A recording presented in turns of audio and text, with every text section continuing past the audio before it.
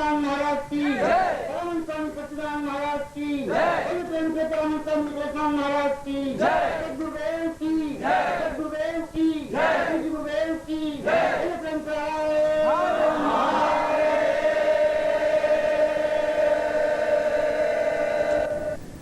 से ही, क्योंकि माँ जगदम्बे को तो हम देख नहीं पाएंगे और उनके चरणों तक इस हार को पहुंचाने की क्षमता प्रभु देंगे तभी देंगे। अभी तो प्रभु के माध्यम से ही वहाँ तक हम आप सब की ये भावना, आप सबका यह नवरात्रि पर्व सुखद सफल शुभ सिद्ध हो, इस दृष्टि से इस भावना के साथ हम आज किसी बहन के माध्यम से ही प्रभु चरणों में, किसी साधिका के माध्यम से ही प्रभु चरणों में माँ जगदम्बे तक इन पंखुड़ियों को पहुंचाना चाहेंगे। और इसके लिए मैं आप सब की ओर से आमंत्रित करूंगा। हमारे बीच में अनेक साधिका बहन यहाँ उपस्थित हैं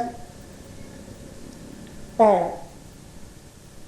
उनमें से पिछले पर्व पर यदि आपने यहाँ रहे हो अमृत महोत्सव पर, तो एक छोटी साधिका ने माँ सरस्वती के स्वरूप में वंदन किया था और वह वंदन सबको बड़ा प्रिय लगा। उसी बहन को मैं आमंत्रित कर रहा हूँ, वह प्रभु चरणों में ये हार समर्पित करे, उसी शुचिता और उसी भावना के साथ। और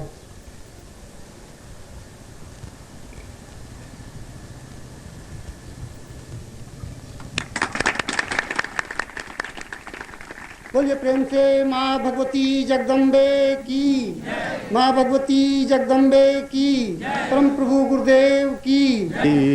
कुलंतम कुलकुंडली वै ज्ञातो सदान्ये वदतं वदान्य आविर्वतां पूर्वमदैव तुल्यम् नरतत्वदेहवदनं भवतं सदाय। आज के सत्र का प्रारंभ में महर्षि विश्वामित्र के इस श्लोक के साथ, विश्वामित्र संहिता के चतुर्थ अध्याय के प्रथम श्लोक से कर रहा हूं। और इसमें उस ऋषि ने एक आशीर्वचन कहते हुए कहा है कि हम अपने जीवन में जीवन को समझें, हम अपने जीवन में अपने मूल उत्स, मूल धारणा, मूल जीवन का सहारे को समझें और समझें कि जीवन की पूर्णता कहाँ है। प्रारंभ करें हम इखेत्वोर जेतवा से और अंत करें ईशावास्योपनिषद से। ऐसा विश्वामित्र कह रहा है कि जीवन जीना और जीवन में जन्म लेना अपने आप में कोई महान घटना नहीं है। महान घटना तो यह है कि जीवन में जन्म लेकर के, मनुष्य लोक में जन्म लेकर के अपने आप को एक अद्वितीय युग पुरुष बना दे, महापुरुष बना दे। ऐसा ही जीवन यदि प्राप्त हो सके, और ऐसा जीवन केवल कुल कुंडलिनी की साधना के माध्यम से ही हो सकता है। प्रत्येक व्यक्ति के जीवन में वो क्षण आए कि वह कुल कुंडलिनी का ध्यान, पूजन, अर्चन, चिंतन और मन में उसकी स्थापना करे, जिससे कि उसका जीवन अपने आप में नर, नर से पुरुष, पुरुष से पुरुषत्व और पुरुषत्व से पुरुषोत्तम बन सके। मैं आपको ऐसा ही पुरुषोत्तम बनाने का आशीर्वाद दे रहा हूं कि आप जीवन में शुरू कर।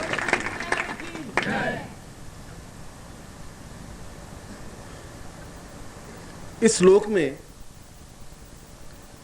विश्वामित्र ने बहुत महत्वपूर्ण बातें कही हैं। नवरात्रि के इन 4 दिनों में मैंने आपको पाखंड की ओर नहीं खींचा, मैंने आपको शब्दों के जाल में भी नहीं उलझाया। इन 4 दिनों में मैंने आपको केवल सचेत किया है, सावधान किया है। मैंने यह बताया है कि मूल रूप से मंत्र क्या है, मैंने आपको यह बताया है कि देवी क्या है, देवता क्या है, मैंने आपको यह बताया है कि उन तक पहुंचने की क्रिया क्या है, मैंने आपको यह बताया है कि आप क्या हैं, कहां पर खड़े हैं। केवल उपदेश नहीं दिया है। उपदेश देना मेरा कर्तव्य और धर्म नहीं है, मार्गदर्शन देना मेरा धर्म और कर्तव्य है। उपदेश, और उपदेश शब्द बना है उपदंश से। उपदंश का मतलब है डंक मारना, चोट करना। जो दूसरों को डंक मार सकते हैं उपदेश दे सकते हैं। जो कि जिनमें जहर है, जो जहर भरा हुआ है, वे दूसरों को डंक मार सकते हैं कि तुम कुछ नहीं कर सकते, नर्क में चले जाओगे, घोर पापी हो तुम, ऐसा हो तुम, गौदान कर दो। यह एक उपदंश है। इसलिए उपदेश जहां भी हो वहां समझना चाहिए कि यहां डंक मारने की क्रिया है। यहां तो फिर भी इतना अधिक नहीं है। यदि आपने इंग्लैंड का इतिहास पढ़ा हो तो वहां पर वहां के धर्म गुरुओं को पोप कहते हैं और वहां के मंदिरों को चर्च कहते हैं, और आज भी वहां पर प्रत्येक व्यक्ति को सर्टिफिकेट देते हैं कि mister Krishnalal so and so उसने $300 जमा कराए, इसलिए वो स्वर्ग में जा सकता है। वहां पर उसको 3 अप्सराएं मिलेंगी जो उनकी सेवा करेंगी, नीचे उसके पोप के साइन। अब भले वो कितना ही पाप करे, चाहे चर्च में जाके गालियां बोले, अब कुछ नहीं, अब तो जाएगा $300 दे दिए, अब कोई चिंता की बात नहीं। और अगर 4 अप्सराओं से मिलना है तो $400 लगेंगे, 5 अप्सराओं से मिलता, आपके पास जितना पैसा है उतना ले जाकर दीजिए। इतना पाखंड अभी हमारे यहाँ नहीं आया है, उतना पाखंड वहां आ गया है। सर्टिफिकेट मेरे पास भी एक पड़ा है, मैंने $100 दिए थे। मैंने कहा अपन को 1 अप्सरा होगी तो चला चलेंगे, अपन को कोई 2-10 जरूरत है नहीं, इतना है नहीं पैसा, पर एक इसलिए रखा कि कल से पूछ लें कि ऐसा नहीं होता तो उनको लाकर सर्टिफिकेट दिखा सकेंगे, भाई तुम देख लो मैं तो स्वर्ग में जाऊंगा, ये पोप ने साइन करके दिए मुझे। और वहां पर जितने चर्च हैं वे सभी सर्टिफिकेट देते हैं। अगर छोटा चर्च है तो $20-25 में दे देता है, बड़ा चर्च है तो और बड़ा डर। अगर वेटिकन में जाकर के आपको उस पोप से लेना है, वेटिकन तो वहाँ का सबसे बड़ा धर्म स्थान है यूरोप का और अमेरिका का और इंग्लैंड का, वहाँ अगर वेटिकन से लेना है तो आपको $4000 देने पड़ेंगे, मगर वो बीच में स्वर्ग में रुकने की जरूरत नहीं है, सीधा छलांग लगाई स्वर्ग में पहुँच गए। वहाँ पर ये वेटिकन से विशेषता ये है। यहाँ भी हमारा काशी में ऐसी विशेषता है, काशी में मरता है तो मार्ग में रुकता ही नहीं, सीधा स्वर्ग में पहुँच जाता है। और पहले काशी में करवत ली जाती थी, आपने शायद काशी में कभी गए नहीं। दशाश्वमेध घाट के अगर एक तरफ जाएं तो बड़ी लंबी चौड़ी एक पहले कटा होती थी करोती, 40 फीट लंबी, और लोग जाते थे और वहां जाकर के उस करोती के नीचे अपनी गर्दन रख देते थे और पंडे उस करोती से उसकी गर्दन को काट लेते थे, क्योंकि उस करोती से करवत लेने से मार्ग में नहीं रुक सकता, सीधा स्वर्ग में चला जाता है। ऐसा कई सालों तक काशी में रहा। और करवत कौन लेते थे? जो बुढ़े माँ बाप हो जाते थे बेटे उनको ले जाते थे कि अब तुम करवत ले लो, बस खत्म, इस साल हमारी अटक छोड़ो। अब यूं तो मरे नहीं, पिंड छोड़े नहीं, तो सीधा काशी में जाके करवत लिवा लेते थे। तो ये उपदेश तो सभी जगह चला है कि करवत में, काशी में करवत लेने से चल जाएगा। पोप में भी चला है, जैनों में भी चला है, बौद्धों में भी चला है, हिंदुओं में भी चला है। इसलिए मैंने आपको उपदेश नहीं दिया इन 5 दिनों में। एक दिन भी मैंने ये नहीं कहा कि तुम ऐसा करो ऐसा नहीं करो। मैं कह रहा हूं तुम ये हो, तुम अपने आप को पहचानो, ये तुम्हें बताया। और ये बताना मेरा धर्म था, ये मेरा कर्तव्य था, ये मेरा फर्ज था। और आज भी उस विश्वामित्र की संहिता के उस श्लोक के आपके सामने रखा है। उस श्लोक में कहा है कि जो कोई पैदा होता है वह नर है, क्योंकि पैदा होना तुम्हारे बस की बात नहीं है। पैदा होना अपने आप में कोई घटना नहीं है, तुम्हारे बस की बात नहीं थी कि तुम पैदा हो या नहीं हो, तुम नहीं रुक सकते थे, पैदा हो गए। एक प्रकृति का एक संकेत था, एक प्रकृति की लीला थी, एक पुरुष और स्त्री का एक संवेग था और तुम पैदा हो गए। यह बहुत बड़ी जीवन की घटना नहीं है। विश्वामित्र कहना यह तो एक मामूली घटना है, पर नर से पुरुष बनने की क्रिया बहुत कठिन है। इसका मतलब है नर और पुरुष में अंतर है। और नर और पुरुष में अंतर यह है कि नर केवल नाभि से नीचे के अंगों का ही प्रयोग कर सकता है, अपने समान एक और संतान पैदा कर सकता है, 2 संतान पैदा कर सकता है, 10 संतान पैदा कर सकता है। इसलिए नाभि को मध्य में रखा। पूरे मनुष्य शरीर की यात्रा में नाभि एक मध्य स्थल है, और नाभि से नीचे के जहां अंगों का प्रयोग किया जाएगा वहां एक संतति बढ़ेगी, एक गृहस्थ बढ़ेगा, जीवन का एक भौतिक आयाम बढ़ेगा। उसके लिए किसी प्रकार के ट्रेनिंग की, कोई ज्ञान की जरूरत नहीं है। ऐसी क्रिया करने वाला नर कहलाता है। इसलिए नर तो कोई भी हो सकता है, पशु पक्षी भी नर हो सकते हैं, नर्तत्व तो दे सकते हैं। मगर वो कह रहा है कि मां के गर्भ से जब जन्म लेता है बालक, और मां का गर्भ बहुत अधिक सुरक्षित रहता है, बहुत अधिक सुरक्षित।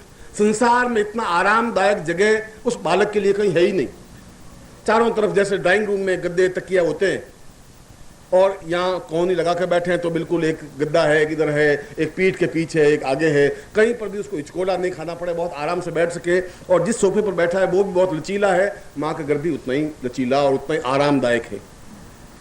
बहुत आरामदायक है। मगर ज्यों ही बालक बाहर निकलता है और वो उस आरामदायक जगह से बाहर निकलते ही वो उस कठोर धरती को देखता है तो वो चिल्लाने लग जाता है, चीखने लग जाता है कि ये क्या है, ऐसा क्यों है। क्योंकि वहां उसको बिल्कुल दूध मिल रहा था, उसको श्वास मिल रही थी, उसको गति मिल रही थी, उसको चिंतन मिल रहा था, और माँ जो कुछ क्रिया कर रही थी, जो कुछ बोल रही थी, वह सब कुछ उसको आयाम मिल रहा था।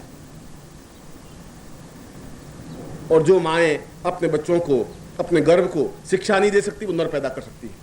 नर पैदा करने के लिए कोई बहुत बड़ी उपलब्धि की आवश्यकता नहीं है, विश्वामित्र कह रहे हैं। मगर नर के रूप में जन्म तो लिया जा सकता है, वह तुम्हारी मजबूरी है, तुम्हारे हाथ में आयाम नहीं था। मगर नर से पुरुष बनने की क्रिया तुम्हारे हाथ में है। और अगर ऐसा नहीं बने, यहां मैं नर शब्द प्रयोग कर रहा हूं तो पुरुष और स्त्री के लिए समान रूप से, कोई पुरुष का मतलब नहीं है, नर का मतलब कोई पुरुष नहीं है। नर शब्द और नारी शब्द तो एक ही है, वह स्त्रीवाचक इसलिए नारी शब्द है। नृत्व स नरः स नारी, जो अपने समान और पैदा कर दे उसको नर कहते हैं या नारी कहते हैं। जहां मैं नर शब्द का प्रयोग कर रहा हूं वह पुरुष के लिए भी कर रहा हूं, स्त्री के लिए भी कर रहा हूं। तो कह रहा है कि नर शब्द के, नर के रूप में जन्म लेने की अपेक्षा यह जरूरी है कि हम अपने जीवन में पुरुष बनने की क्रिया करें। नहीं कर सकते लोग, पूरी जिंदगी बीत जाती है, पूरी जिंदगी बीत जाने के बावजूद भी पुरुष बनने की और क्रिया हो ही नहीं सकती, क्योंकि उसको मालूम ही नहीं है। उसको यह मालूम नहीं नर में और पुरुष में कुछ अंतर है। अगर उनको कहें आप कौन है, मैं पुरुष हूं या मैं नर हूं, मगर विश्वामित्र कह रहे हैं दोनों में बहुत बड़ा अंतर है। इसलिए हमारे पुराणों में एक बहुत बड़ी महत्वपूर्ण घटना स्पष्ट की गई। भगवान विष्णु सो रहे हैं, विष्णु जो पालन करने वाले हैं, और जो लक्ष्मी उनके पांव दबा रही है, और उनकी नाभि से एक कमल निकला बाहर, एक कमल नाल निकली, और कमल नाल के ऊपर कमल विकसित हुआ, और उस कमल में एक ब्रह्मा उत्पन्न हुए।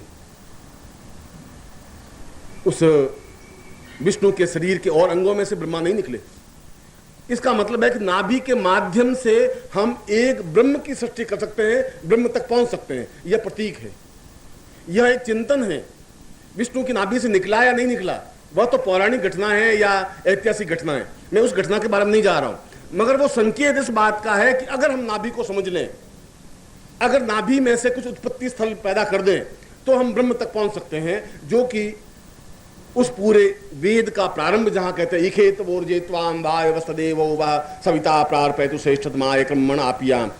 जीवन कुछ नहीं है, जीवन एक मृत्यु की ओर बढ़ने वाली क्रिया है, जहां प्रतिक्षण हम मृत्यु की ओर अग्रसर हैं। उस श्लोक का, उस मंत्र का अर्थ यह है, कुछ विशेष घटना नहीं है। आप चाहें या नहीं चाहें, आप मृत्यु की ओर बढ़ रहे हैं। आप अगर रुकना भी चाहें तो बीच में रुक नहीं सकते, आप विश्राम लेना चाहें तो विश्राम नहीं ले सकते। मगर उसी 2000 मंत्रों के बाद उस यजुर्वेद संहिता के प्रारंभ में जहां इखेत वोर्जेत्वा मंत्र है, पहला मंत्र है, तो अंतिम मंत्र है पूर्ण